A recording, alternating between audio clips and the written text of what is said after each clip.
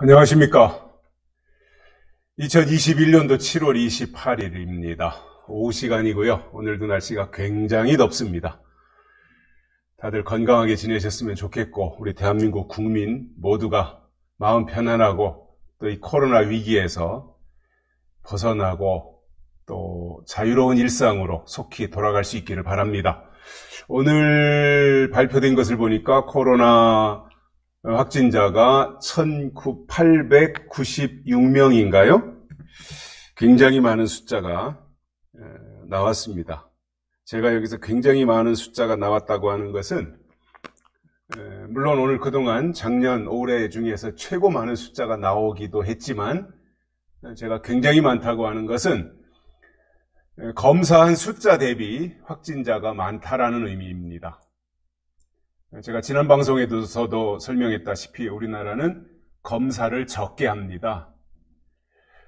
그래서 검사자 수를 늘려야 된다 이런 말씀을 드렸었는데, 오늘 이어서 말씀을 드리고 싶은 것이 있습니다. 저 나름대로 상식을 가지고 또 우리 모두의 건강을 어떻게 하면 더 이롭게 하고 이 코로나를 빨리 종식시킬 수 있겠는가, 나름대로 그러한 생각을 가져보고 또 그러한 방향에서 이런저런 생각들을 하고 또 전문적인 그 책도 참고를 하고 해보니까 지금 현재 우리나라가 하고 있는 이러한 방식으로는 코로나19가 절대로 종식되지 않는다라는 겁니다. 오래 갈 거다라는 거예요. 그래서 저는 제안합니다. 지금 우리나라가 코로나 검사를 하는 것은 보건소에 제한이 되어 있습니다. 보건소에서만 합니다. 그런데 이 더운 날 보건소에만 하다 보니 보건소를 찾아가는 것도 불편하고, 또 보건소에서 일하시는 검사하시는 공무원분들도 굉장히 더운데 힘들잖아요. 그리고 조금 편의를 봐준다고 해서 이렇게 좀 보건소와 멀리 떨어진 지역에 이동진료소 같은 것을 만들어 가지고 거기에서 공무원들이 또 파견 나가서 코로나 검사를 하고 하는데, 그것 또한 굉장히 힘이 듭니다. 이 더운 날씨에 말이죠. 임시진료소 만들어 놓고 거기 천막 쳐놓고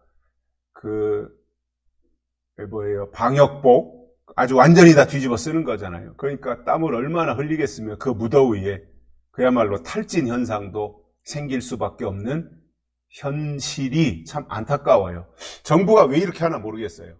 제가 짐작하건대, 이건 저 나름대로의 의혹인데, 뭔가 보건소 창구를 보건소로 단일화시켜 놓고 정부가 원하는 방향에서 조절하고 통제하려고 하는 것이 아닌가, 이런 의심을 받기에 충분하다는 거예요. 현재 상황을 보면. 그래서 저는 제안하는 것이 이런 겁니다. 현재 백신 접종은 일반 병원으로 다 풀어놨잖아요. 다 시군별로 지정 병원이 있어서 여러 군데의 병원, 자기가 가고 싶은 병원으로 가서 예약을 하고 접종을 할 수 있도록 그렇게 개방을 해놨거든요. 그러다 보니 예방접종이 숫자가 굉장히 많이 늘죠. 하루에도 뭐 수만 명, 수십만 명씩 접종을 할 테니까. 일반 병원은, 그것도 접종도 보건소로 제한을 시켜놨다면은 어느 세월에 그 접종을 다 할 수 있겠어요.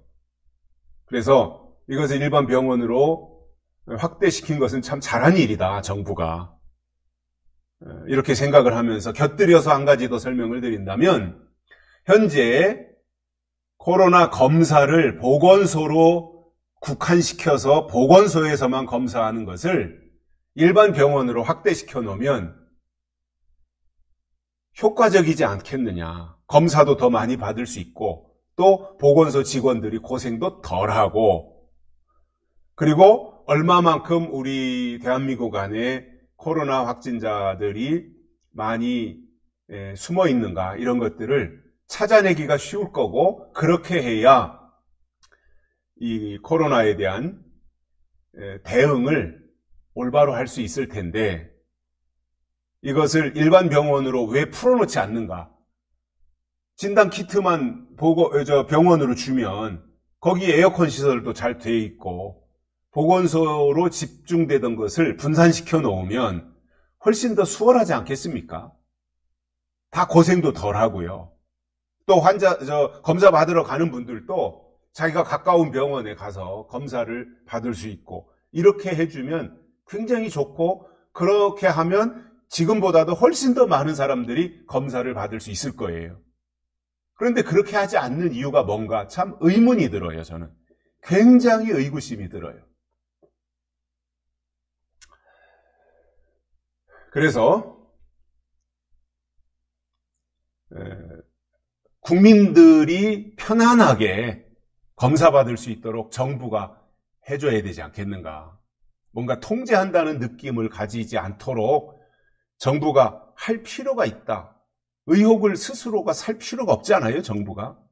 다 열어놓고 개방하고 국민들에게 알아서 가까운 병원에 가서 검사할 수 있도록 해주면, 진단키트 그게 무슨 어려운 것도 아니고, 목하고 콧구멍을 이렇게 면봉 같은 거로 그 타액을 채취하면 그것으로 다 끝나는 거잖아요. 한두 번 연습하면 다 누구나 할 수 있는 거고, 그런 쉬운 건데 왜 보건소에만 제한시켜 놓는가? 이것을 일반 병원으로 확대해서 지금보다 더 많은 사람들이 검사를 받을 수 있도록 해야 된다라고 하는 것을 첫 번째로 말씀을 드리고요. 또 한 가지는, 지금 이제 예방접종을 우리나라도 많이 했잖아요. 한 40% 가까이 한 것으로 알고 있는데, 그러면 1차 접종한 사람 몇 명, 2차 접종한 사람 몇 명, 또 화이자 몇 명, 모더나 몇 명, 아스트라제네카 몇 명, 얀센 몇 명, 이런 것들이 이제 다 통계가 나와 있지 않겠습니까? 질병본부나 이런데, 질병청에. 그러면 그것을 통해서 얀센은 몇 명 접종했는데 그들을 어떠한 샘플, 혈액 채취를 해서 과연 면역이 생겼는가? 몇 퍼센트? 면역이 생긴 사람은 몇 명이고 그렇지 않은 사람은 몇 명이다. 또 화이자를 접종을 한 사람은 백신 후에 과연 항체가 생겼는가? 항체 생긴 비율이 몇 퍼센트다. 또 아스트라제네카는 항체가 몇 퍼센트 생겼다. 1차 접종에 몇 퍼센트 생겼고 2차 접종까지 한 사람은 몇 퍼센트의 항체가 생겼다. 이런 것들을 집약을 해가지고 코로나 맞았을 때, 백신을 접종했을 때, 백신을 접종하지 않았을 때 이 항체가 어느 정도 생겼는가, 이것을 샘플을 채취해가지고 비율을 국민들한테 알려줘야 돼요. 무조건 백신 맞으라고만 할 것이 아니라, 예약하라고만 할 것이 아니라, 백신 접종했더니 항체 생기는 비율이 몇 퍼센트더라. 이것을 알려줘야 되잖아요. 근데 그걸 왜 안 알려줍니까? 그게 어려운 건가요?